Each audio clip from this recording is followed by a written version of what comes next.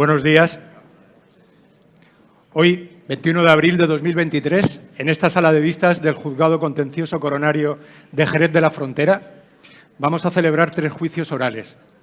De acuerdo al artículo 125 de la Constitución española, que establece el Tribunal del Jurado, estos juicios se celebrarán con jurado popular. El Ministerio Fiscal está representado por la fiscal doña Eva González, de la Fiscalía del Hospital Universitario de Jerez de la Frontera.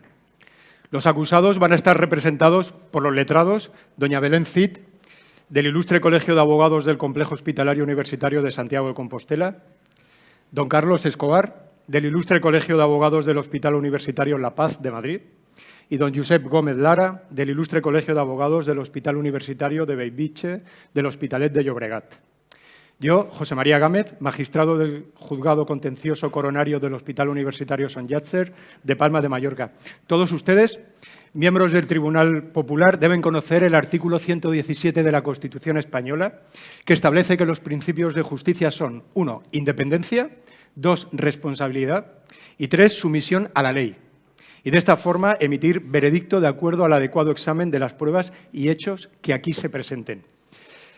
Adelantaré a los letrados, nos conocemos de otros encausamientos.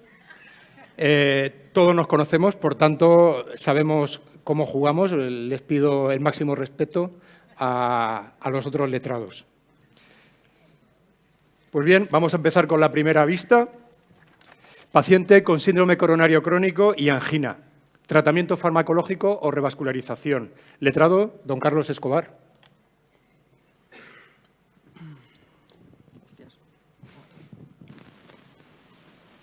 Con la venia, señoría, Ministerio Fiscal, miembros del jurado. Bueno, antes de entrar a valorar en concreto la causa que aquí nos viene a determinar, si me ponéis, por favor, las diapositivas.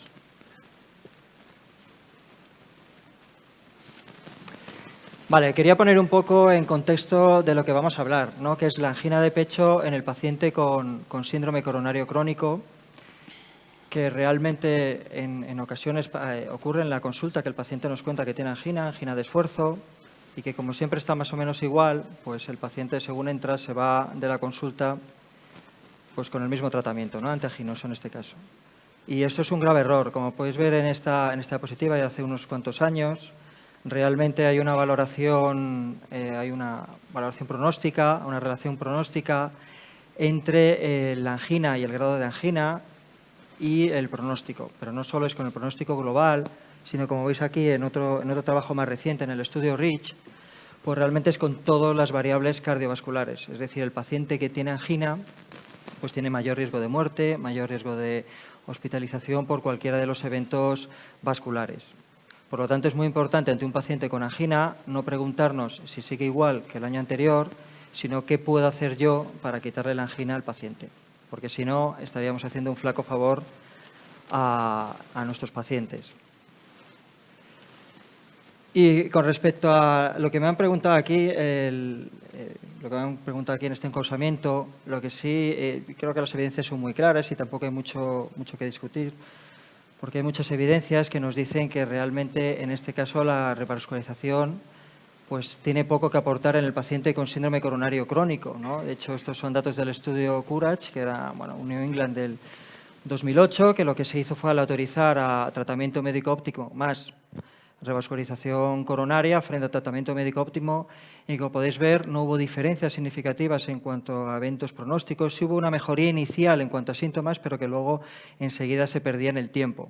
Pero bueno, uno puede pensar que esto es de hace ya 14 años y bueno, hay nuevos STEM, nuevos procedimientos de revascularización y que las cosas han cambiado. Pero para eso traigo este estudio, el estudio Isquemia, con la venia, en la que claramente queda demostrado cómo la revascularización coronaria tiene poco que decir en el paciente con síndrome coronario crónico con angina frente al tratamiento médico óptimo. En este estudio se incluyeron, de varios miles de pacientes, se incluyeron a pacientes que tenían isquemia moderada severa demostrada y lesiones coronarias en el TAC coronario, es decir, que tenemos lesiones coronarias que estaban produciendo isquemia, que en cualquier situación antes de este estudio podíamos pensar que a lo mejor se iban a beneficiar de una revascularización coronaria, pero claramente el estudio isquemia demostró que no había ningún beneficio pronóstico ni ningún beneficio en cuanto a las variables secundarias que se analizaron. Por lo tanto, con todos estos estudios considero que queda claro que el tratamiento médico óptimo con los fármacos es la opción más indicada en nuestros pacientes con síndrome coronario crónico y no tiene ningún sentido la revascularización coronaria en estos pacientes. En nombre del Ministerio Fiscal Público al que represento, si tradicionalmente la causa de isquemia es la obstrucción coronaria, si no recibo intervencionismo, ¿no están dejando que mi enfermedad progrese o empeore? Aún con los resultados que acabas de presentar del COURAGE y del isquemia, ¿crees que los pacientes sienten o perciben que se está haciendo todo o se está ofreciendo la mejor opción de tratamiento? A ver,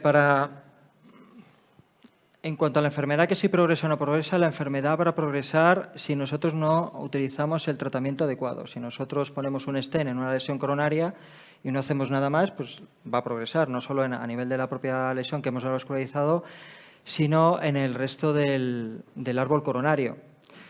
Es decir, no solo hay que valorar los fármacos antiaginosos y en concreto la isquemia, como vamos a ver ahora, sino también la antiagregación adecuada, si simple o doble antiagregación, cuánto tiempo.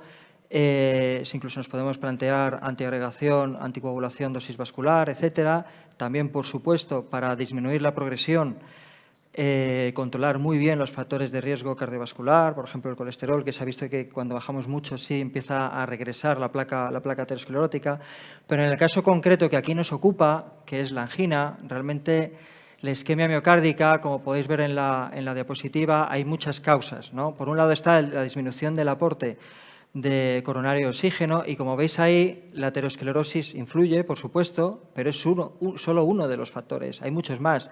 En cuanto a la disminución del aporte coronario, está la aterosclerosis, que es frecuente, y las lesiones coronarias, pero también hay otras causas de disminución del flujo coronario, pero además el paciente puede tener anemia o otras causas cardiovasculares o no cardiovasculares de disminución del aporte. Pero es que tan importante es eso como la otra parte de la derecha de la diapositiva a la hora de causar isquemia en nuestros pacientes, que es el aumento de la demanda miocárdica de oxígeno. De nada sirve, y por eso salen los resultados como salen del COURAGE, de la isquemia, incluso estudios más recientes con pacientes con disfunción ventricular y enfermedad coronaria, que tampoco se demuestra beneficio, porque es que solo estamos tratando una pequeña parte de lo que es la isquemia. Eso justifica esos resultados en cuanto a la nula capacidad de beneficio pronóstico en nuestros pacientes con angina, en pacientes síndrome coronario crónico, porque no estamos tratando el aumento de la demanda miocárdica de oxígeno que viene causado por diversos factores que están en todos nuestros pacientes, como es el aumento de la poscarga, la frecuencia cardíaca, la contractilidad y la precarga. Bien, pero, señor letrado, en la percepción de los pacientes, si no reciben stent o balón, ¿se está haciendo todo lo posible?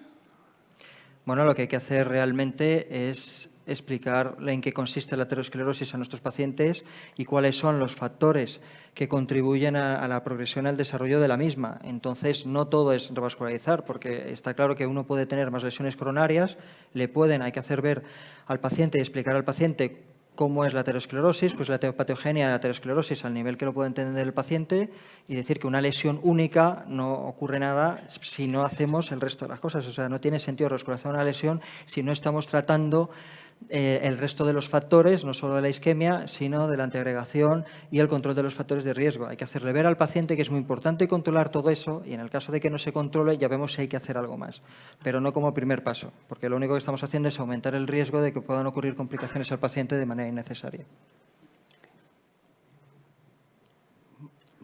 Muy bien. Letrado, ¿tiene más preguntas el Ministerio Fiscal? No. Bien. Pues, en cuanto se solucionen los problemas técnicos, la letrada CID. Bueno. Desde el Hospital La Paz nosotros no hacemos sabotaje, solo presentamos argumentos.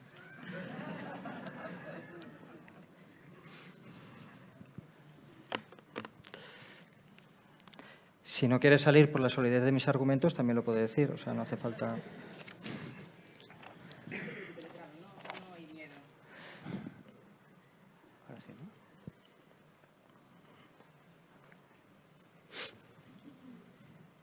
Perfecto.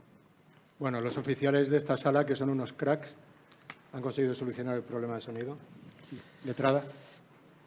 Muchísimas gracias. Con la venia, señoría, Ministerio Fiscal, señores y señoras del jurado, paso a defender a mi cliente. Si podéis, por favor, continuar con la presentación. Esto sería... Ahí está. La revascularización en el tratamiento del paciente con síndrome coronario crónico y angina.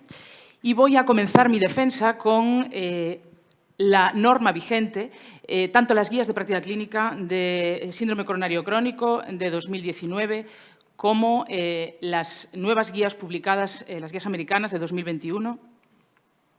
Perdón, había un problema técnico. Dicen, y cito textualmente, que la revascularización miocárdica a mayores del tratamiento médico es fundamental en el tratamiento de nuestros pacientes con síndrome coronario crónico, tanto para reducir los eventos y mejorar el pronóstico, como para reducir los síntomas.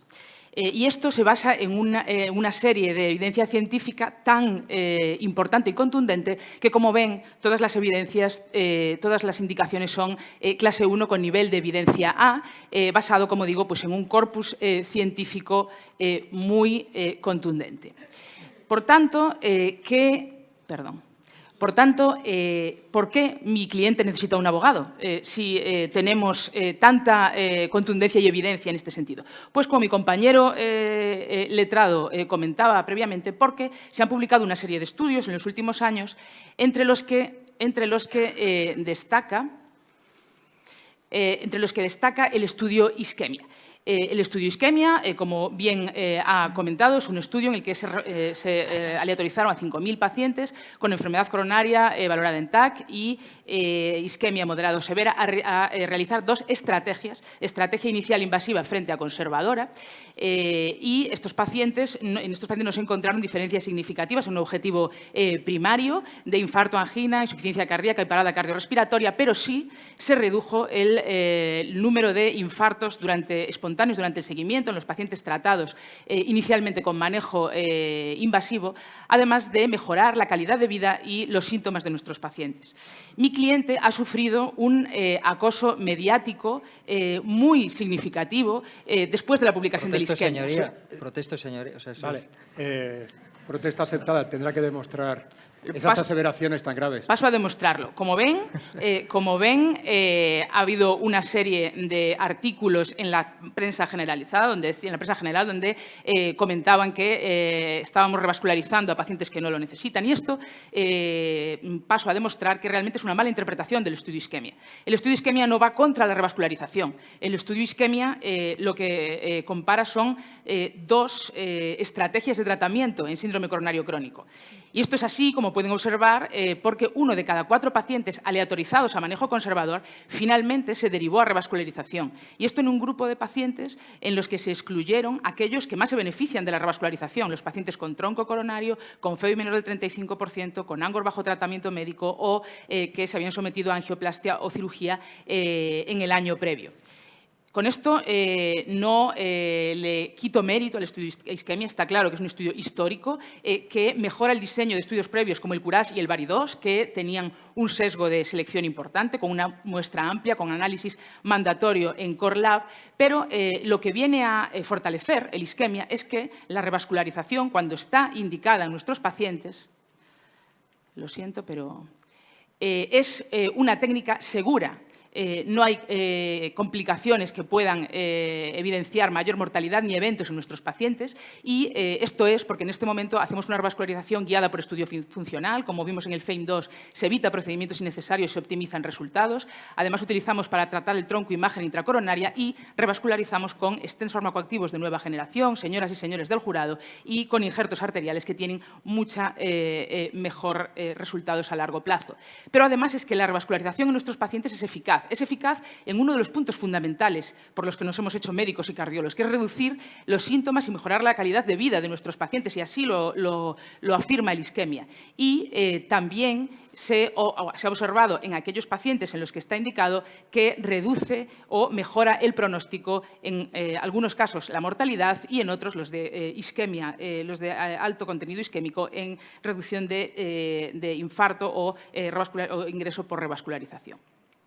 Por ello, señores y señoras del jurado, creo que mi cliente merece el indulto por su parte.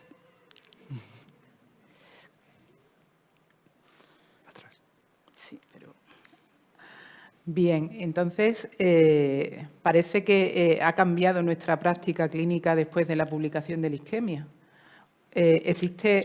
¿Existe algún perfil de paciente que se beneficie del intervencionismo más que del abordaje farmacológico? Y es más, ¿influye la decisión del paciente en el abordaje, en el manejo de su enfermedad?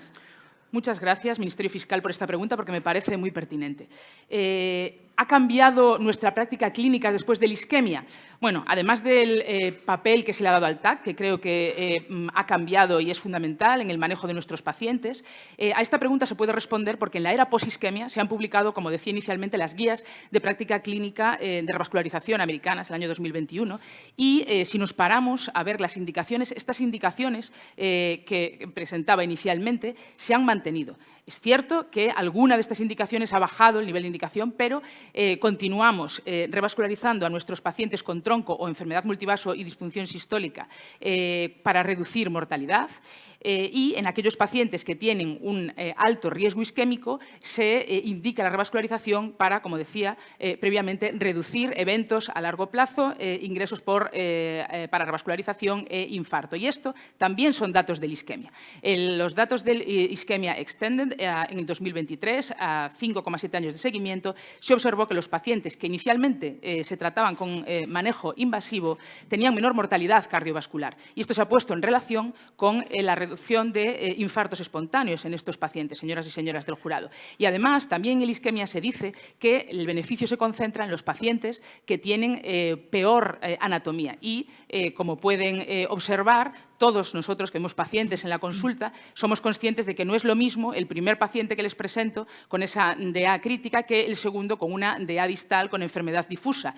Muchos de nosotros tendríamos en la cabeza la revascularización para evitar que el primer paciente tuviera un problema a medio o corto plazo que podría ser grave para él. Aunque en estos pacientes, señora fiscal, es fundamental valorar las comorbilidades y el riesgo-beneficio, además de optimizar, lógicamente, el tratamiento médico a la hora de decidirlo. Pero la revascularización juega un papel importante y hay que tenerla siempre en cuenta.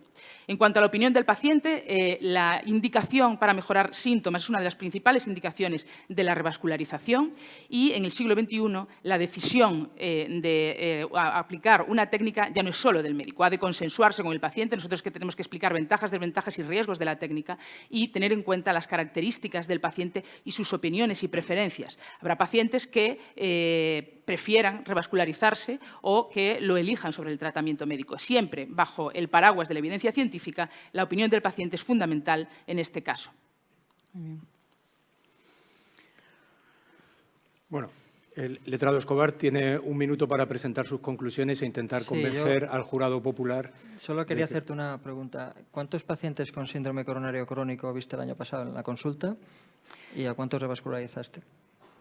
Bueno, gracias por su pregunta. Le puedo contestar, como sabe, mi cometido, mi lugar de trabajo es ser cardiólogo intervencionista y, por suerte, lo he revisado. Efectivamente, a nuestra sala de hemodinámica, de todos los pacientes a los que hacemos intervencionismo, en este momento el síndrome coronario crónico supone el 25% de estos pacientes.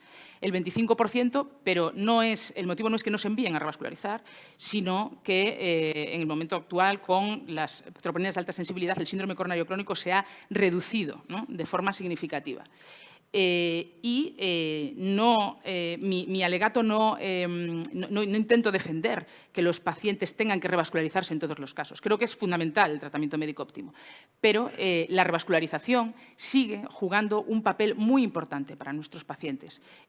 Luego lo explicaré en mi alegato final, pero creo que tenerla en cuenta para poder mejorar la clínica de nuestros pacientes, siempre que no seamos capaces, y todos tenemos casos en los que no somos capaces de manejarlo médicamente, y determinadas circunstancias anatómicas y de extensión de la isquemia, poder mejorar su pronóstico, es una técnica que no puede decirse que ha de alejarse o ha de retirarse del tratamiento del síndrome coronario crónico. Bueno, yo le agradezco su respuesta, pero era mi minuto de alegato. O sea... Perdone. Con todo el respeto, señoría, creo que eso corresponde al juez. No, señoría, Efectivamente. yo soy el abogado. Letrado Escobar, le hemos permitido hacer la pregunta porque la letrada Cid ha tenido a bien responderle, pero le recuerdo que aquí las preguntas las hace el Ministerio Fiscal. Entonces, continúe con sus conclusiones finales para convencer al jurado popular. Yo creo que la clave aquí es la elección del paciente y el tratamiento médico óptimo, que el tratamiento médico óptimo muchas veces no lo conseguimos y por eso la enfermedad progresa. Por eso pacientes que a lo mejor en un principio inicialmente no tendrían por qué ser candidatos a revascularización lo acaban siendo porque no hemos hecho bien las cosas. Por la integración, que luego se verá, por el control de factores de riesgo que seguimos haciéndolo bastante regular, y por otro lado porque no utilizamos los fármacos antianginosos de manera adecuada. Normalmente utilizamos 1, 2, pero igual que utilizamos en otros tratamientos, en otras áreas que nosotros hacemos habitualmente tratamiento combinado, nos tenemos que acostumbrar a utilizar tratamientos antianginosos combinados, betabloqueantes, antagonistas, nitratos, ranolacina, etcétera, que nos van a permitir en la mayoría de nuestros pacientes que el paciente se quede asintomático con muy buena clase funcional o con poca isquemia. Yo estoy de acuerdo que hay un grupo de pacientes, los que tienen enfermedad de tronco, los que tienen isquemia muy severa, enfermedad 3 vasos y todo este tipo de cosas que ahí se pueden beneficiar de la revascularización. Pero en la gran mayoría de nuestros pacientes con síndrome coronario crónico lo que hay que hacer es tratamiento médico óptimo, pero hacerlo, porque hasta ahora no lo hemos conseguido. Muchas gracias, letrada. Muchas gracias. Con la venia, señoría. No hay ninguna duda de que el tratamiento médico óptimo y los cambios en el estilo de vida son la base del manejo del síndrome coronario crónico. No discuto a mi compañero en ese punto, desde luego lo son. Sin embargo, esto no va en detrimento del valor fundamental que la revascularización tiene para el tratamiento de este grupo de pacientes. Todos los que vemos pacientes en consulta o en la sala de hemodinámica sabemos que en aquellos que por mal control de síntomas, por isquemia extensa, por una anatomía compleja, necesitan revascularización, esta es una herramienta fundamental con la que tenemos que contar y que no se puede desterrar en este campo. He demostrado o he intentado demostrar en mi presentación que en el escenario actual la revascularización es segura y es eficaz, bien indicada. Y, por tanto, nuestro deber como cardiólogos, como médicos, es aplicar en los casos en que sea necesario una terapia que no solo mejora la cantidad de vida de nuestros pacientes, sino también la calidad de vida.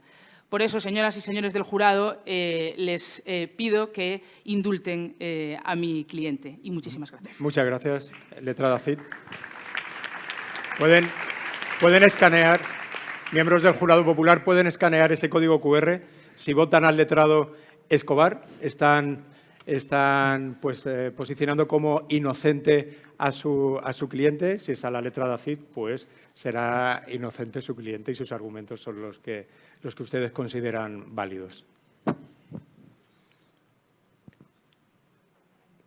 Les animo a que voten todos. Seguro que todos tienen como mínimo un dispositivo móvil.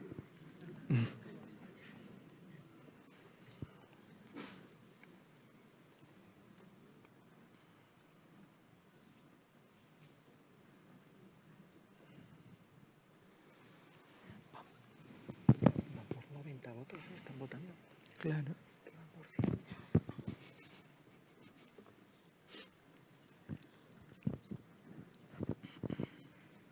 A ver si nos da el resultado.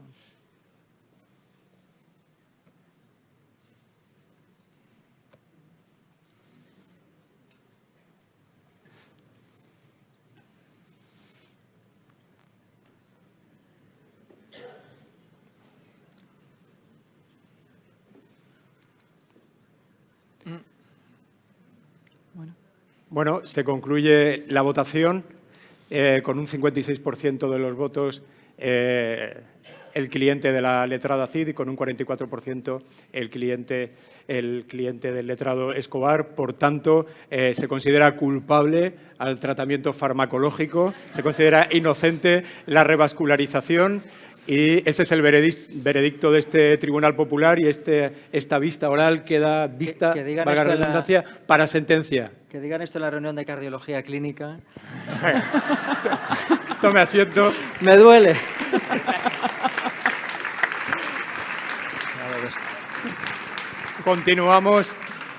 Continuamos con la segunda vista de esta mañana. Paciente con síndrome coronario crónico y terapia antitrombótica. Alargar y aumentar o acortar y reducir el tratamiento trombótico. Tiene la palabra el letrado Josep Gómez.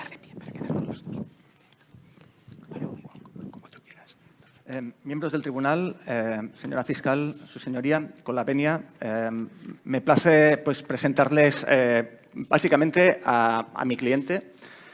Mi cliente es un varón de 74 años con múltiples factores de riesgo, es diabético mal controlado con una nefropatía diabética y, aparte, por el mal control metabólico, pues está insulinizado. Su historia cardiológica empieza ya hace unos cuantos años. El paciente, con una clínica de cansancio, dolores torácicos de esfuerzo, pues es remitido al cardiólogo, se ve un bloqueo de rama izquierda, se le hace un ecocardio, se ve que tiene segmentarismos en el eco y se ve que tiene una disfunción ventricular moderada.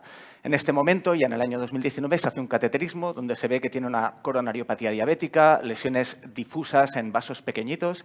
Solo había una lesión en una circunfleja media donde se implanta un stent pequeño 2,25×20 y el paciente, a pesar de esta revascularización, persiste con estos síntomas de angina de esfuerzo y ya en el año 2022 estos síntomas van a más, se añade además la clínica de disnea y por este motivo se realiza una resonancia que, como podéis ver, pues muestra que tiene un patrón de miocardiopatía dilatada de origen isquémico con mucha necrosis en lo que serían los territorios de la coronaria derecha y de la coronaria de la arteria coronaria circunfleja y una disfunción ventricular severa. Aquí os presento, si corre la diapositiva, el cateterismo que le hicimos el año pasado. Como podéis ver aquí, pues, presenta múltiples lesiones difusas en todo lo que sería la arteria coronaria derecha, no revascularizable, aparte es un territorio necrótico, múltiples lesiones en el territorio de la circunfleja, vasos pequeños con lesiones difusas, una arteria diagonal también con lesión difusa y básicamente el vaso principal del paciente es la descendente anterior y tiene esta lesión intermedia de tronco común que nos genera un poquito de dudas. Como nos generan dudas, pues en hemodinámica lo que hicimos es hacer un IBUS, que es una ecografía intravascular, y lo que vimos aquí es que tenía un área luminal mínima de 5 milímetros cuadrados, que esto es un área que está intermedia, y cuando tenemos esta área intermedia lo que hacemos es fisiología, y haciendo fisiología, esto es una retirada de una guía de presión, como podéis ver marcado aquí en rojo, pues a nivel del tronco común hay una caída de presión muy importante, es una caída focal, y cuando tenemos esto en hemodinámica, básicamente lo que te está diciendo es, oye, si revascularizamos este punto donde tenemos esta caída de presión, pues probablemente lo que sea la irrigación de toda esta arteria pues va a mejorar, ¿no? Esto es lo que hicimos basados en fisiología. Además vimos que la función microvascular de la DEA era correcta, tenía una obstrucción epicárdica, pero la función microvascular era correcta y lo que hicimos fue poner básicamente un stent tronco DEA. Recuerdo que tenía prácticamente todo era necrótico en el territorio de la circunfleja, la coronaria derecha, se desestimó la revascularización quirúrgica en este paciente y lo que decidimos fue pues, poner un stent tronco DEA básicamente por pronóstico. Cabe decir también que, por no alargarme, pero hicimos fisiología, vimos que el resultado tras el implante de stent, pues todo lo que es el territorio de la DEA persistía con cierta isquemia, pero no había ningún punto focal, era una caída de presión difusa, con lo que ir a revascularizar esta arteria, pues si ya hemos dicho que no es quirúrgico, con stents no podíamos más. Bien, los hechos que se acusa a mi cliente es que tras 6 meses con aspirina y clopidogrel, el paciente no ha presentado absolutamente ningún sangrado, ha mejorado sus síntomas, pero se pretende dejar el tratamiento con clopidogrel y dejar el tratamiento simplemente con aspirina. Además, se pretende hacer esto amparado con las guías de práctica clínica con indicación 1A y, en el caso de querer continuar con la doble antiagregación o intentar incrementar o prolongar la terapia antitrombótica, vemos que solo tenemos una indicación 2B y solo nos sale la indicación de clopidogrel. Como alegato, yo alego que mi cliente realmente tiene un riesgo isquémico muy elevado. Probablemente ha presentado un infarto silente, el paciente no se ha dado cuenta, ha presentado una disfunción ventricular y, como podemos ver en estas curvas de riesgo, pues puede tener un riesgo de muerte o infarto al cabo de 5 años, pues aproximadamente del 10%. Además, mi cliente ha sido sometido a un intervencionismo coronario complejo. Se le ha puesto un stent en el tronco común, que es un intervencionismo complejo. De hecho, en este metaanálisis de múltiples estudios donde se compara acortar o alargar la doble antiagregación, cuando un paciente es tratado con un tratamiento percutáneo complejo, pues claramente hay una tendencia que va mejor prolongar la doble antiagregación. Y finalmente, a pesar de que reconocemos que el riesgo de sangrado de mi cliente es elevado, mi paciente no ha sangrado y, además, cuando nosotros miramos los índices de sangrado, el DAP score, ¿no?, para ver qué riesgo de sangrado tiene, vemos que estos índices están sacados de estudios donde se han incluido pacientes de bajo riesgo. De hecho, pacientes como el mío, que tiene un riesgo isquémico que le sale del 29, pues básicamente había menos de 200 y con esto se sacó un score para decidir si un paciente tenía alto riesgo de sangrado o bajo de riesgo de sangrado. ¿Qué es lo que solicitamos a este tribunal? Pues solicitamos, como mínimo, que se valoren estas 5 siguientes opciones. La primera, mantener la doble antiagregación. Mi paciente no ha sangrado, lleva 6 meses, se encuentra mejor y, como podemos ver aquí en el estudio DAP Trial, pues prolongar la doble antiagregación durante al menos 30 meses demostró reducir el riesgo de trombosis de stent y también demostró disminuir el riesgo de muerte o infarto. Sí que aumentó, reconocemos el riesgo de sangrado, pero, como hemos dicho previamente, mi cliente está dispuesto a aceptar este riesgo de sangrado. Como segunda opción, también podemos dejarlo en monoterapia, pero en vez de dejarlo con aspirina, pues lo dejamos con clopidogrel, que es un poquito más fuerte. Y esto sería un poquito la estrategia STOP-DAP2. En esta estrategia pues, se demostró que la monoterapia con clopidogrel, comparada con la doble antiagregación, pues, disminuía lo que era el endpoint combinado de eventos isquémicos y hemorrágicos, básicamente pues, manteniendo igual el riesgo isquémico, pero disminuyendo claramente el riesgo de sangrado. Con lo que yo creo que esta opción se puede valorar de forma importante con mi cliente. Podemos incluso valorar, a pesar de que mi cliente no ha tomado ticagrelor, añadir ticagrelor 90 y quitar la aspirina y dejarlo con monoterapia con ticagrelor, que esta sería un poco la estrategia Twilight, donde también se demostró una disminución de los eventos isquémicos en estos pacientes. O la estrategia TEMIS, que es una estrategia que ya se ha probado en pacientes diabéticos revascularizados con síndrome coronario crónico, donde el ticagrelor 60 en monoterapia pues también demostró disminuir el riesgo de eventos isquémicos. Y finalmente, a pesar de que bueno, pues, puede parecer un poco rocambolesco, yo creo que en este paciente de muchísimo riesgo isquémico, también valorar añadir rivaroxaban al tratamiento pues puede ser una de las opciones. Así que, apreciado tribunal, señora fiscal, su señoría, dejo...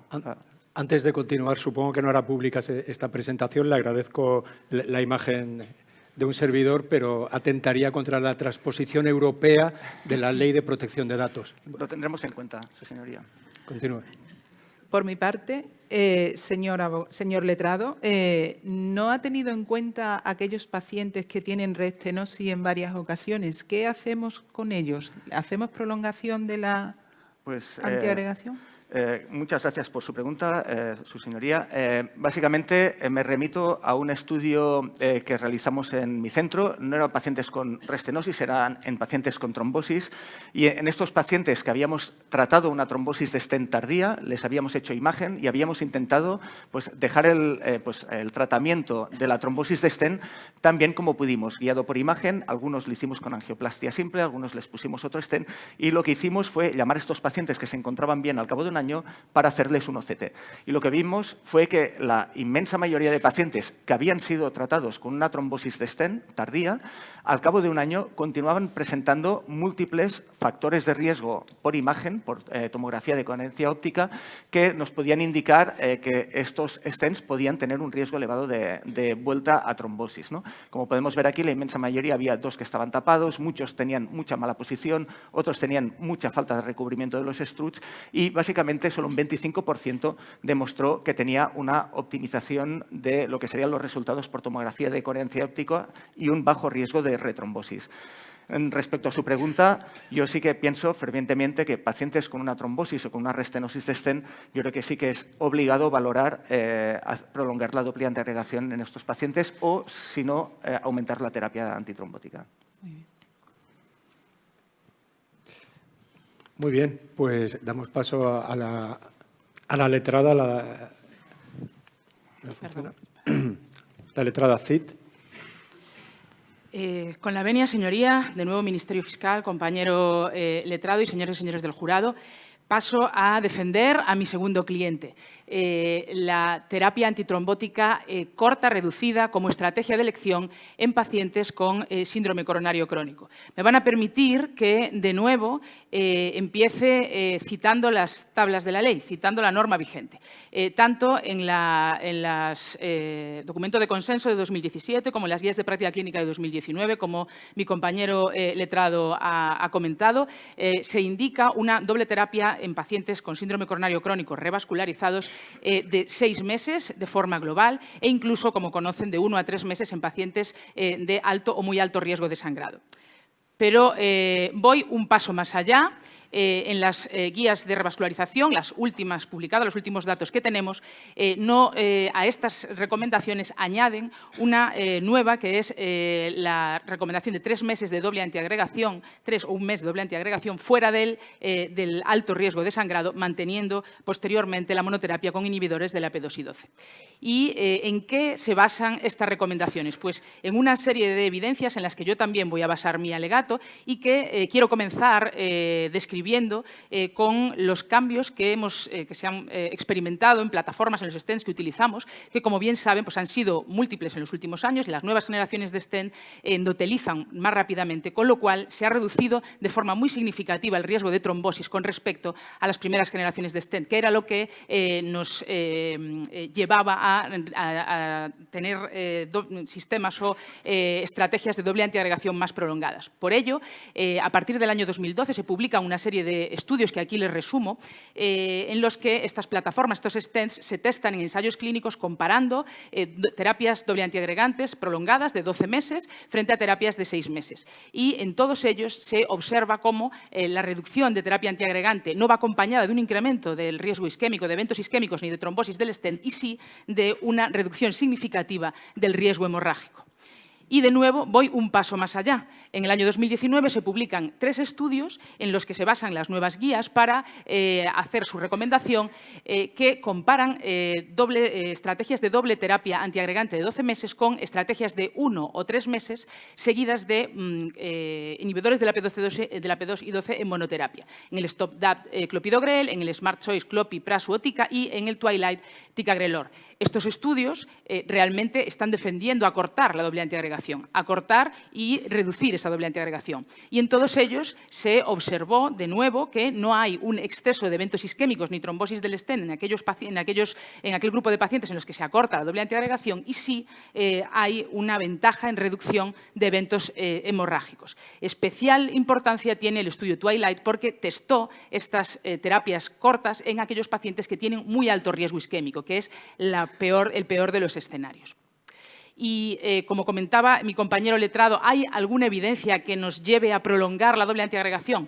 Bueno, pues en síndrome coronario crónico hay 2 estudios, el estudio DAPT y el estudio ARCTIC. En ambos, prolongar la doble antiagregación efectivamente demuestra reducción de eventos isquémicos.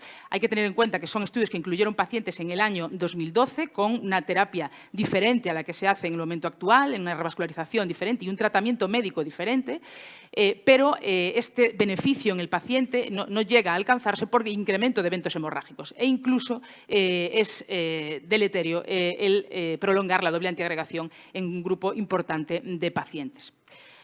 Por ello, señorías, defiendo que reducir y acortar la terapia antitrombótica es la estrategia de elección, porque no se ha demostrado en el contexto del síndrome coronario crónico que se relacione con un incremento de eventos isquémicos en el seguimiento, ni relacionados con el intervencionismo, porque con los DES de nueva generación, optimizando con técnicas de imagen o con el tratamiento que tenemos ahora para las lesiones calcificadas, se minimiza mucho el riesgo de eventos isquémicos, como también relacionados con la enfermedad aterosclerótica. Hemos hablado en la vista previa que en el estudio isquemia realmente lo que se observa es que el nuevo nuevo tratamiento, el tratamiento optimizado puede cambiar el curso de la enfermedad.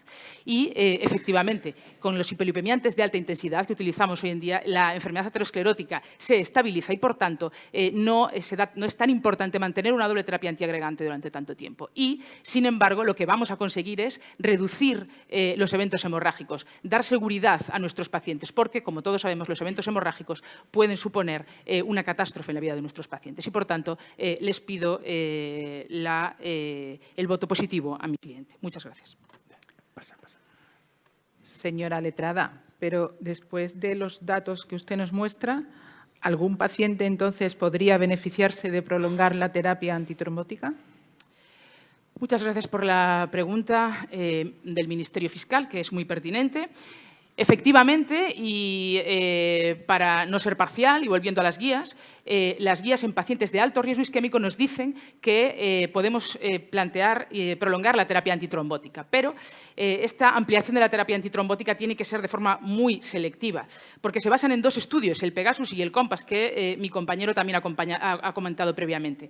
En ambos, de nuevo, el beneficio en reducción del riesgo isquémico se contrabalancea e incluso se anula por el beneficio, por el problema o el incremento de riesgo hemorrágico. Y además, en el estudio Pegasus, que incluyó pacientes con muy alto riesgo isquémico y bajo riesgo hemorrágico y con dosis de ticagrelor más bajas de las indicadas inicialmente, realmente no es, como veremos a continuación, el paciente, la mayoría de los pacientes que tratamos. A la pregunta, ¿hay algún paciente en el que tenemos que incrementar la doble antiagregación? Desde luego la respuesta es sí, porque en medicina nada es 100% o 0%. No es lo mismo tratar a un paciente con una única lesión que quede con un buen resultado que, como comentaba previamente mi compañero, pues tratar a un paciente como este que les presento de 68 años que ya ha tenido una restenosis en tronco coronario, como ven en la OCT, por un problema de una placa calcificada difícil de dilatar y que seguramente vaya a tener que prolongar la doble terapia antiagregante durante mucho tiempo. Efectivamente, esto existe y en estos pacientes hay que prolongar la doble terapia, pero esto es la excepción, no la norma. Y mi defensa es que reducir y acortar la terapia antitrombótica ha de ser la estrategia de elección en la mayoría de los pacientes. Está claro que hay que tener en cuenta siempre el riesgo isquémico y hemorrágico, pero esto es como el yin y el yang, siempre hay una parte de uno en otro y todos sabemos que los pacientes que tratamos muchas veces tienen alto riesgo isquémico y también alto riesgo hemorrágico. Y como he comentado previamente, el riesgo isquémico se está minimizando en este momento y, sin embargo, los pacientes que tratamos, y esta letrada ha revisado los pacientes que trata en su sala de intervencionismo en lo que va de año y ha visto que, como ven, un 25% tienen síndrome coronario crónico, es la proporción con respecto al resto de pacientes, y cuando aplicamos los criterios del último consenso de definición de alto riesgo de sangrado, el 80% de estos pacientes, fundamentalmente por la edad, tiene alto riesgo de sangrado. Por eso creo que es algo a tener en cuenta y es fundamental a la hora de tratar a nuestros pacientes. Muchas gracias. Muy bien.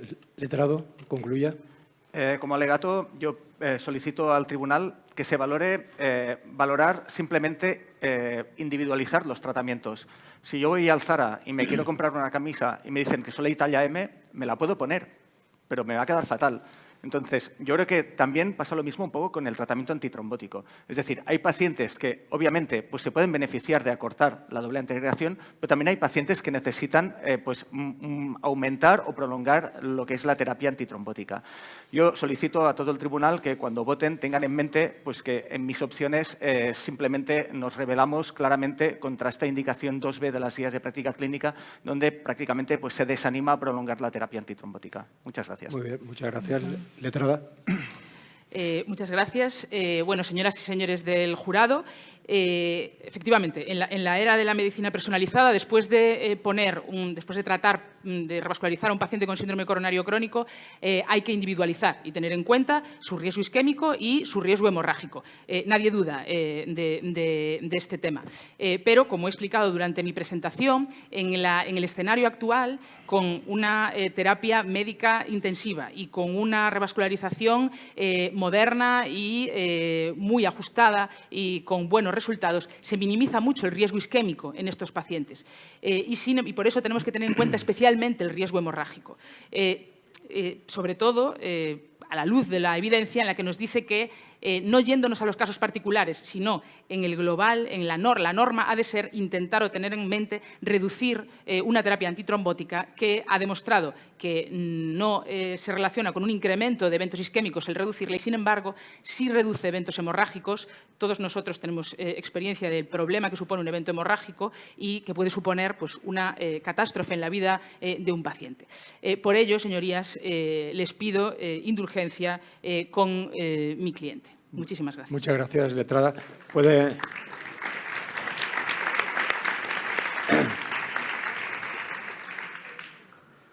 El Tribunal Popular puede votar.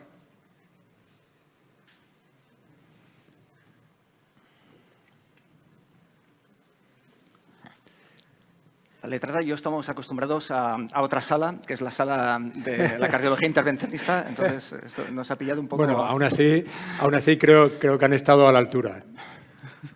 De todos modos, ahora lo dirá el jurado. El último, rápido, vamos mal. El siguiente. Empate, casi. Bueno, en este caso, la letrada Cid ha recibido un 53% de los votos y el letrado Gómez de Lara un 47%. Por tanto, se considera inocente el cliente de la letrada Cid. Me parece que lleva, permítame que haga un comentario, una buena mañana, se está ganando un ascenso en su bufete. Muchas gracias, Y continuamos. señoría. Este juicio queda visto para sentencia. Continuamos con la tercera vista oral. Muchas gracias. Gracias. Siendo, ¿no?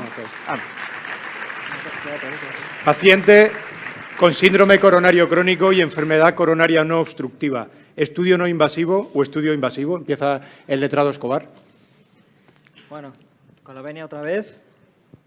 Mi compañero, ahora voy a entrar en mi presentación, mi compañero les pondrá un montón de imágenes, de fotos, que son muy bonitas, sus últimas fotos de vacaciones, todas estas cosas.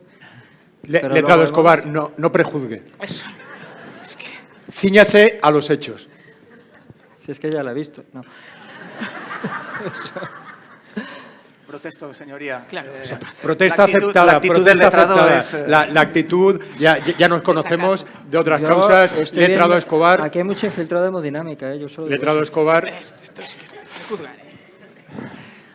Bueno, yo traigo pocas diapositivas, pero contundentes, con una final que incluso firma usted. Bueno,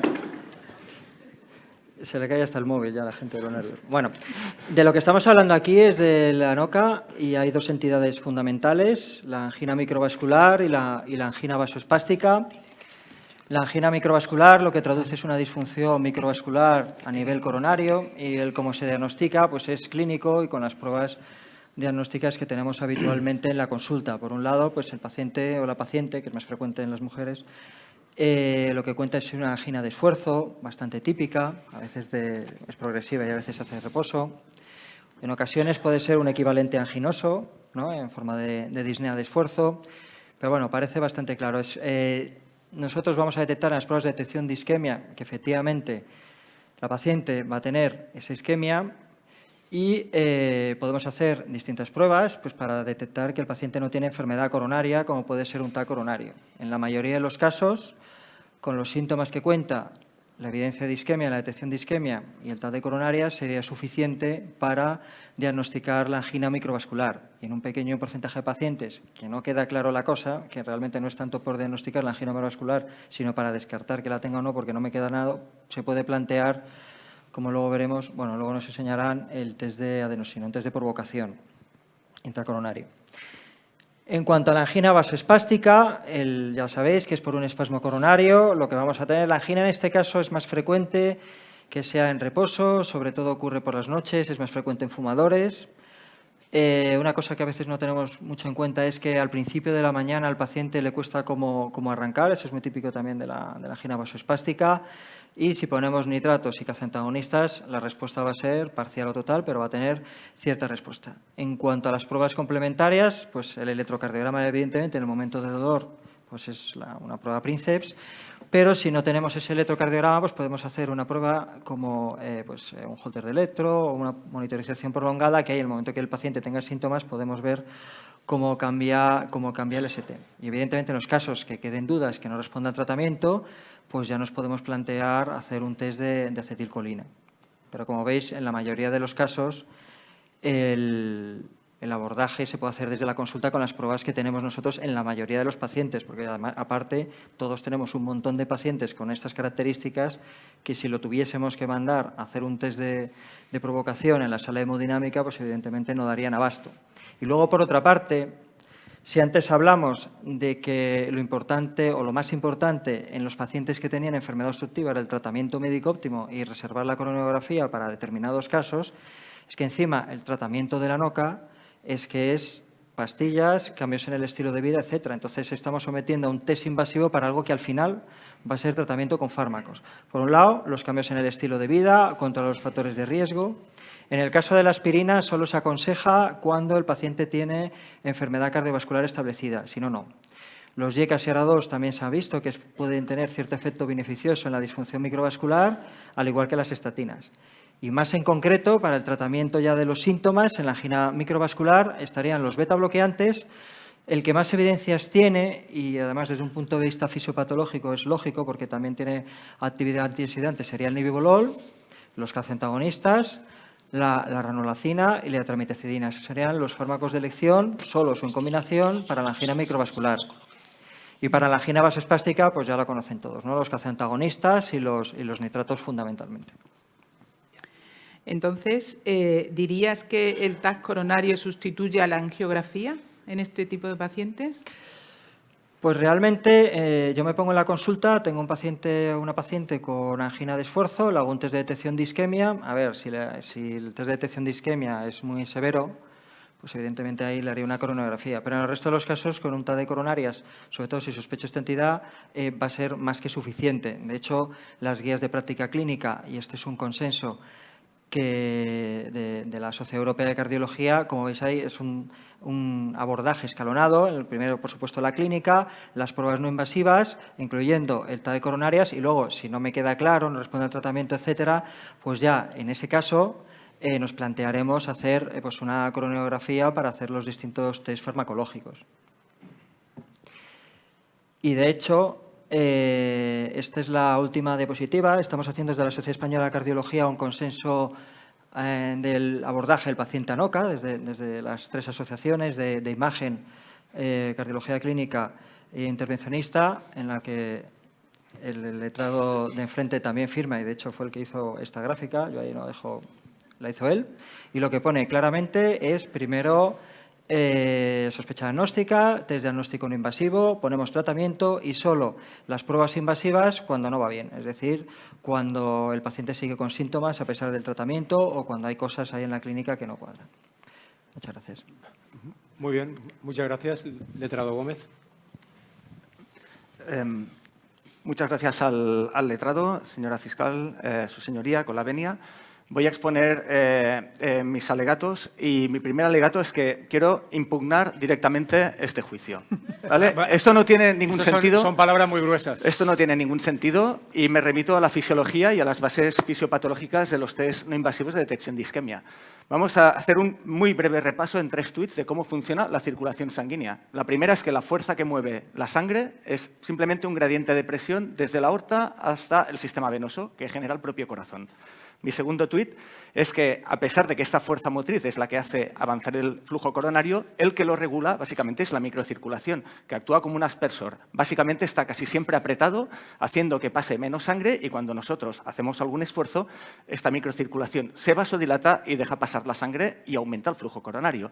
Y finalmente, y esto es en lo que se basan los test de diagnóstico no invasivos de detección de isquemia, es que las obstrucciones epicárdicas pues muchas veces no dan isquemia hasta que no son severas. Y esto es porque la microcirculación de un territorio que le falta perfusión porque tiene una estenosis, pues ya de base está vasodilatado para mantener el flujo sanguíneo en ese segmento, ¿no? Y de hecho, solo estenosis de más del 90 pueden disminuir el flujo coronario en reposo y más del 70 en hiperemia. Esto es la base de cómo funcionan las pruebas de diagnóstico no invasivo. Aquí tenemos una obstrucción de una arteria, tenemos que ese segmento pues, tiene la microcirculación que está vasodilatada y esto lo que hace es que reciba igual flujo que un segmento que no tiene ninguna estenosis epicárdica. Cuando nosotros hacemos esfuerzo o provocamos una hiperemia, ya sea con drogas, pues lo que nos está pasando es que casi todo el flujo se nos va a la otra parte del miocardio que tiene o que no tiene obstrucciones epicárdicas y esto lo que hace es aumentar mucho el flujo. Obviamente también se vasodilata el territorio que está isquémico y básicamente lo que detectan las pruebas de detección de isquemia son heterogeneidades, es decir, defectos en un segmento del miocardio, ya sea o por captación de un trazador como en el SPECT o por un defecto de motilidad en lo que sería una eco de estrés. ¿Qué es lo que tenemos en la NOCA? Pues básicamente tenemos que un 10-25% de pacientes tienen un espasmo epicárdico. Esto no tiene nada que ver con una prueba de esfuerzo. Cuando yo hago una prueba de esfuerzo a un paciente con espasmo epicárdico es normal. Espasmo coronario microvascular. Esto ya es más típico de mujeres, añosas, con factores de riesgo, con dolor de primo esfuerzo. Esto lo mismo. Si nos provoca una isquemia va a ser un defecto global, no un defecto segmentario. ¿Qué es lo que pasa con pacientes que ya pueden tener una miocardiopatía hipertensiva, ¿no? Donde ya tenemos pues, o una infiltrativa, donde tenemos unas resistencias elevadas de la microcirculación? Pues lo mismo, habitualmente estas resistencias aumentan por igual en todo lo que es el miocardio.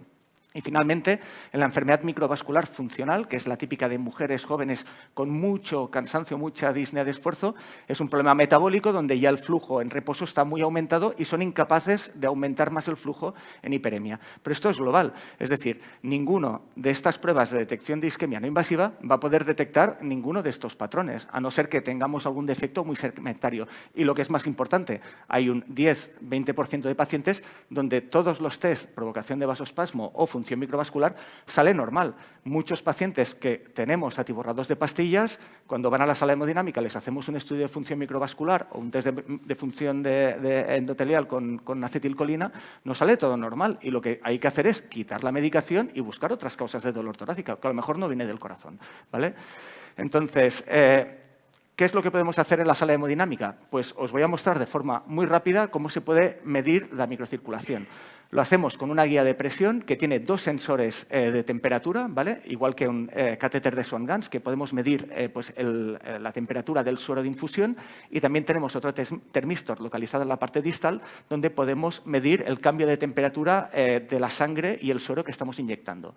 Inyectamos 3 cc de suero por el catéter guía, tenemos la guía metida y aquí lo que vemos es un cambio de temperatura.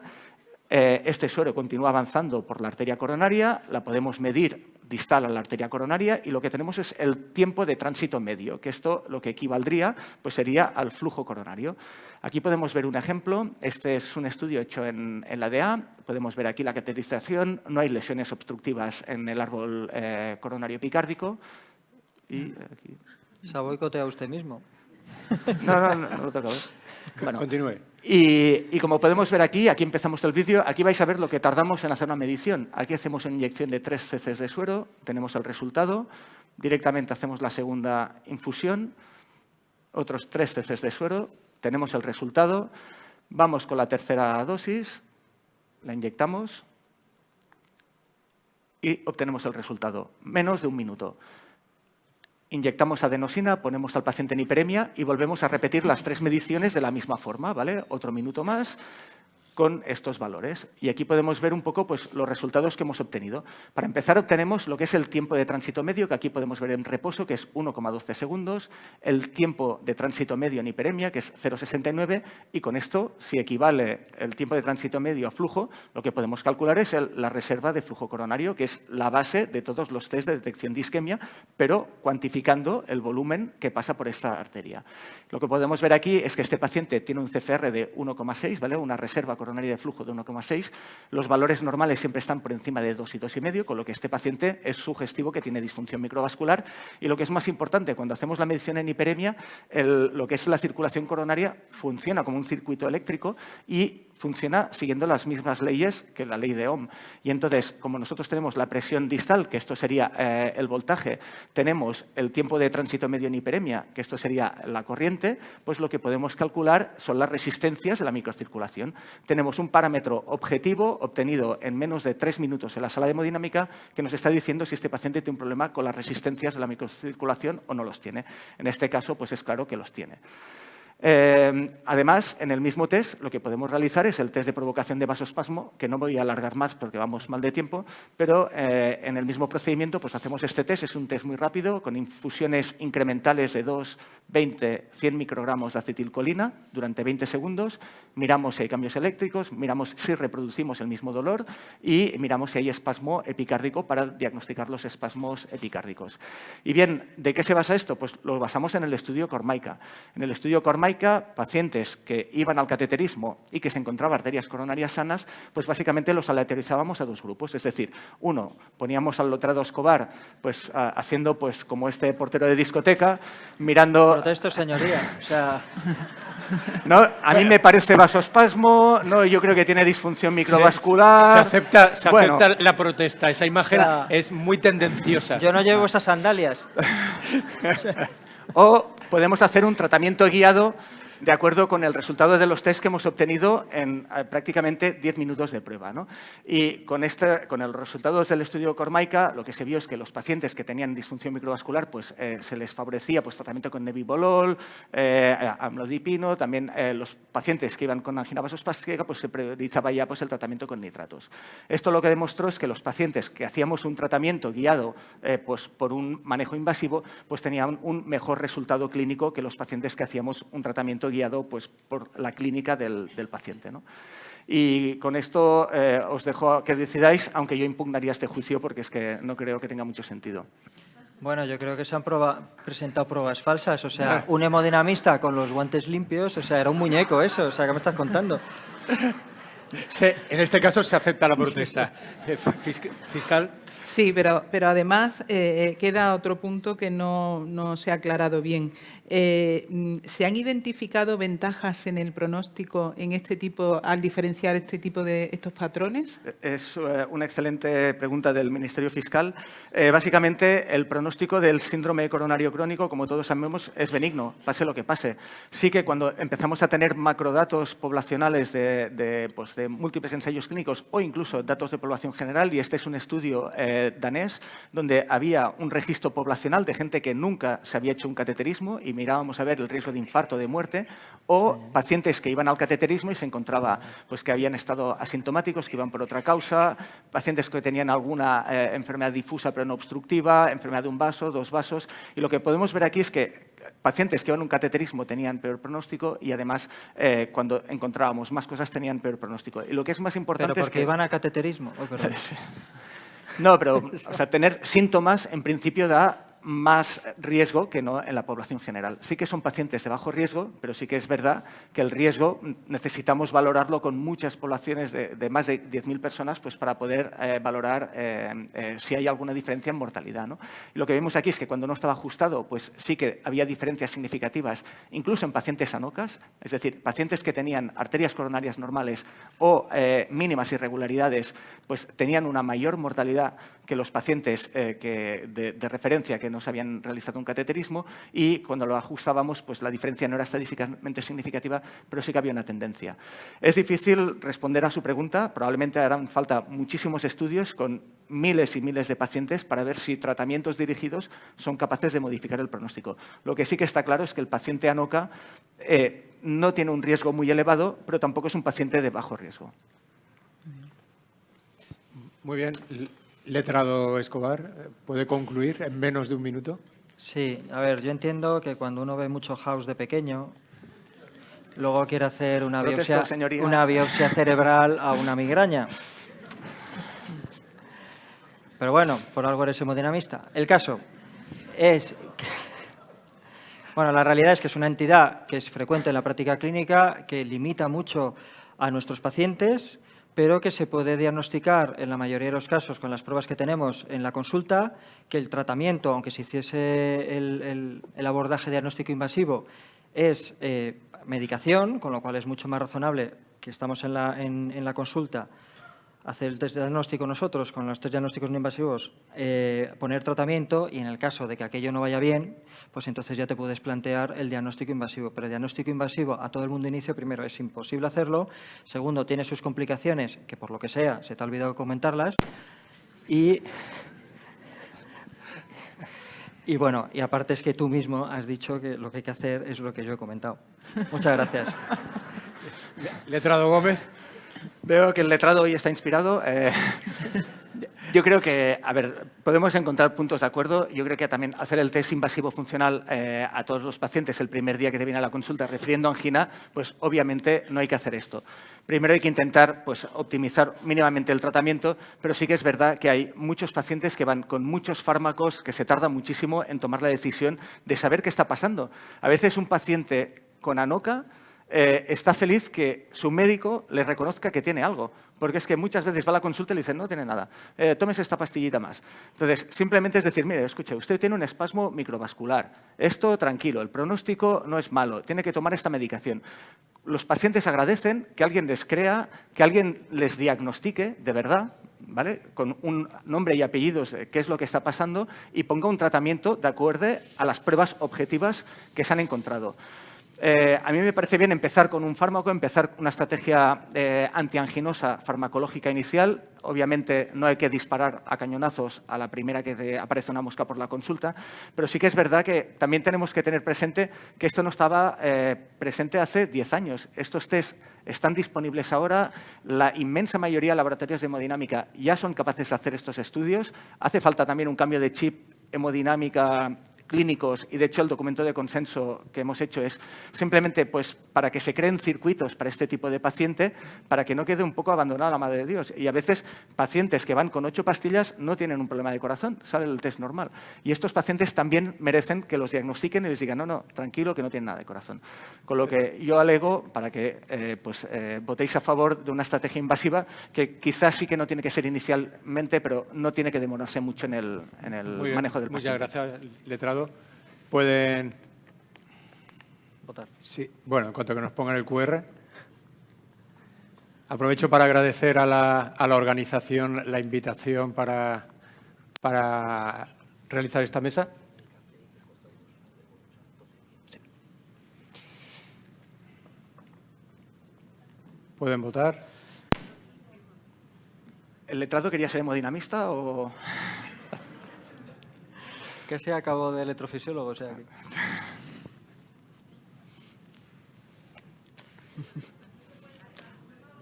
¿No se puede votar? Ah. No. Lo han impugnado. ¿Se puede ahora votar? De todas maneras, ahora en serio, cuando esté, vamos, el documento está escrito y se publicará en no mucho tiempo, os animamos a que lo leáis porque realmente va a dar bastante luz a una entidad que nos genera bastantes dificultades en el día a día porque hay estos pacientes y muchas veces no sabemos cómo abordarlos. ¿Ha podido votar? No. No, ahora. Pues a ver si ahora, gracias. Ahora, cuando acabe este tercer juicio, podremos ir a tomar un café y estaremos de vuelta a las 12. A las 12:10. ¿A las 12:10 ha dicho? Yo lo he entendido. A las 12:10. Piden a mano alzada porque no se puede votar. Pues Uf, a mano alzada. Bueno, más o menos, ya está. No. Señoría, hay que adaptarse a las nuevas tecnologías. ¿El oficial de la sala funciona ese QR o no? No. ¿Qué me dicen los técnicos? Que lo han impugnado. Bueno, pues a mano alzada. Pues a mano alzada. Bueno, ¿quiénes votan por defender la posición del letrado Escobar, estudio no invasivo? Si alguien es capaz de contar los brazos.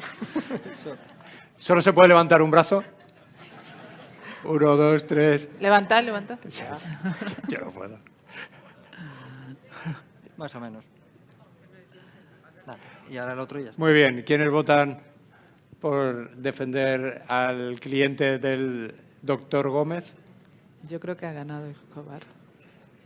Bueno, yo creo que en este caso está la cosa así, pero ha ganado el letrado Escobar. Eso, Nada, muchas gracias a todos.